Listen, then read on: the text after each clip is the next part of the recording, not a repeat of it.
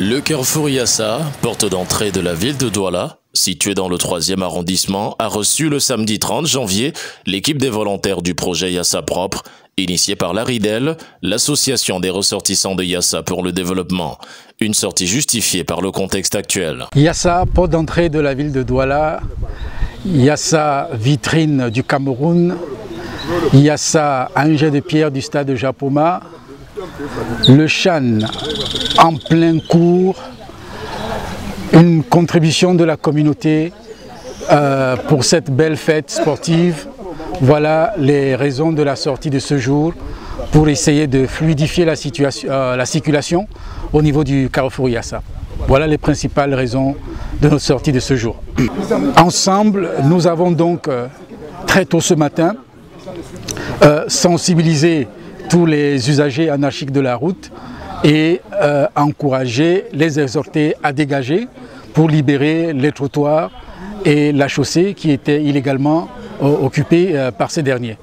Et au terme de près de 4 heures d'activité, on a véritablement senti un désengorgement, un carrefour Yassa qui respirait, une grande fluidité de la circulation et on en repart satisfait de cette action de ce jour. Yassa Propre, une équipe de 15 volontaires, constituée des compétences diverses, soutenue par les agents de la communauté urbaine, de la mairie du 3e arrondissement, s'emploie à la tâche au quotidien pour lutter contre l'occupation anarchique de la voie publique par des commerces, la sensibilisation au respect de l'environnement et la lutte contre l'insalubrité qui reste un cheval de bataille pour les autorités de la ville.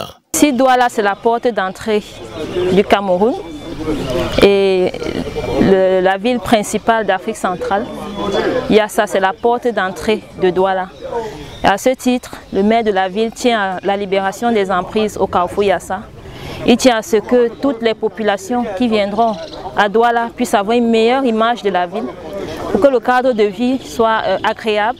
Il est donc question d'accompagner le projet Yassa Propre pour pouvoir libérer les emprises et permettre que tout le monde puisse se sentir à l'aise à Yassa, qu'il n'y ait plus de congestion, qu'il n'y ait plus d'étals, de conteneurs, de kiosques illégalement placés sur le domaine public routier.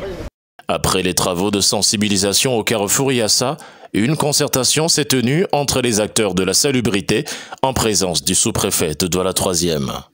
Je tiens à louer une fois de plus l'initiative de l'ARIDEL, qui est d'ailleurs susceptible d'être encouragée par les pouvoirs publics. J'ai tenu à repréciser à l'adresse des occupants du carrefour Yassa que le domaine qu'ils occupent relève du domaine public routier. En d'autres termes, cet espace n'appartient véritablement pas aux commerçants qui l'occupent d'ailleurs de manière illégale. Il y a une procédure à suivre. Si jusqu'à ce jour nous avons usé de la tolérance administrative, dans les prochains jours nous passerons à l'étape supérieure pour permettre aux uns aux autres de comprendre que la pénétrante est de la ville de Douala doit être libérée parce que ce sont des occupants illégaux.